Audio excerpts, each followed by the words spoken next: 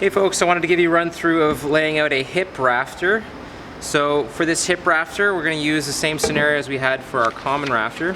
And so we have a 9/12 roof, but because this is a hip rafter, we have 9 over 16.97, and I filled out my rafter sheet. So our line length for this rafter, 31 7/8, and our total line length, that's from ridge to tail, is 38 1/4.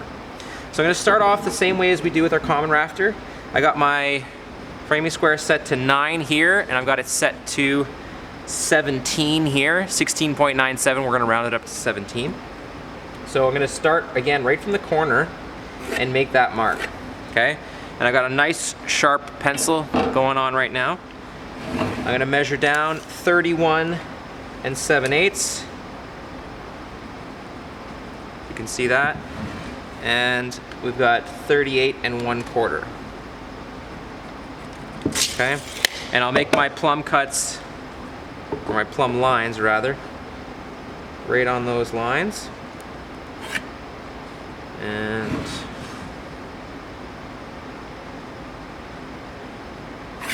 okay, so now because we're doing a hip rafter, it is not as simple as a common rafter. We have to do some different shortenings. So up here at the ridge,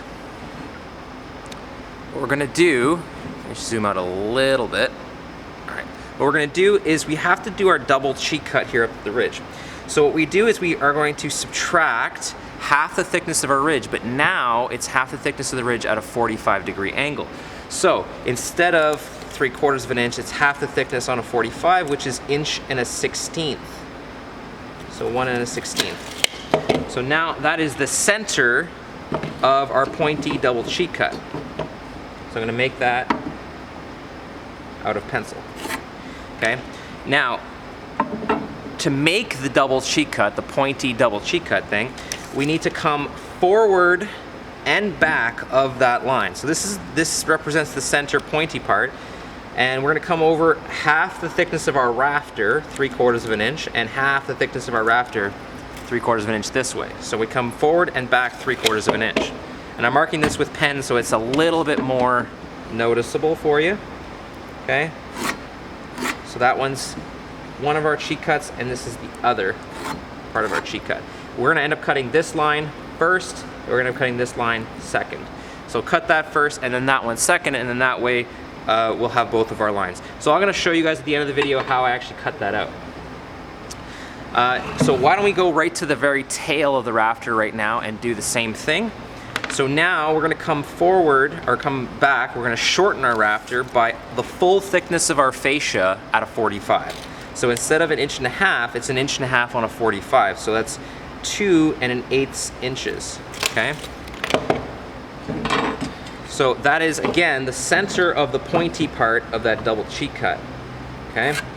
So we'll make that mark. Now again, to make our double cheek cut, we're going to come forward and back half the thickness of our rafters. So if we were using 1 3/4 material like an LVL, it would be different, but because we're using 1 1/2 inches, it's 3/4 forward, 3/4 backwards, and we have our layout mark, okay? So we make that mark, and we make this mark. Okay, and so again, I'm going to start from the outside. We're going to cut this one first and this one second, and that way when we cut this one, this line will still be maintained. If we were to cut this line first, we would end up cutting off our original line and we wouldn't be able to see it anymore. Okay, so we're not cutting that line, we're not cutting that line, we're cutting that line. So here we have our building line.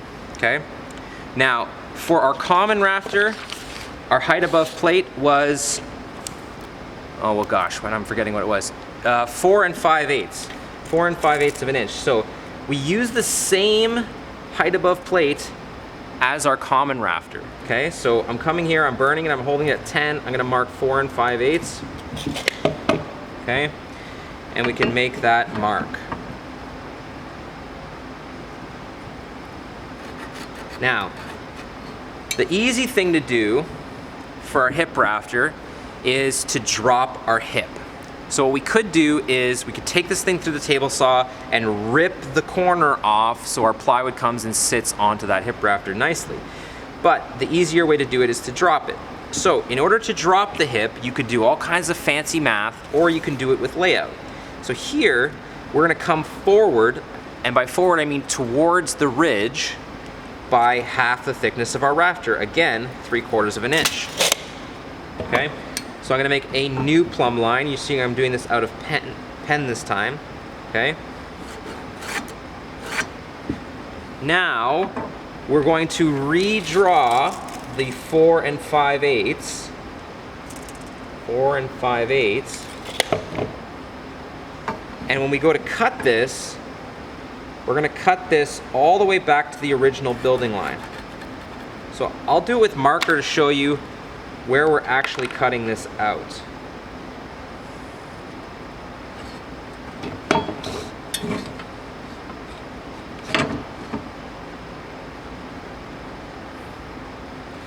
So we're actually cutting that out. So if you see what we did, is we came towards the ridge by half the thickness of the rafter. We came towards the ridge by 3/4 of an inch.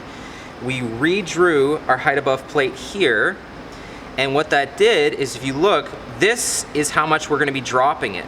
So we're actually gonna cut that line all the way back to that original building line, but because we're cutting on the new seat cut line, the rafter ends up dropping, in this case, by about 3/8 of an inch. And by dropping it by 3/8 of an inch, what that'll do is it'll end up removing that corner, getting that corner out of the way for our plywood to come and land. All right, let me see if I can zoom out far enough so we can cut this rafter. All right. Sorry for the shakiness here. All right, so we're on the end. Hopefully you can see that okay. All right, I got my safety glasses on. I'm going to turn my saw to 45 degrees and lock that in place. I'm going to cut my first line first, I'm going to cut my second line second. So I'm going to come in, I'm going to cut this.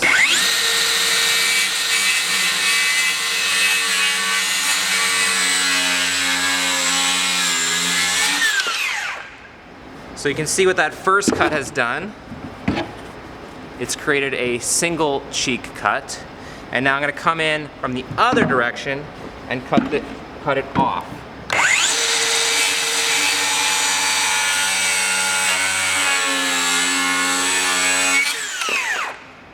So now, by cutting both lines, what we've done is create a double cheek cut. And that point is in exactly the center of the rafter. Okay? So I hope you guys find that helpful. Just for the other cuts, just to kind of let you know, down here at the fascia, you would make the same double cheek cut, and then you could miter your corners, or you can overlap your fascia to line up on that, and it'll be the same.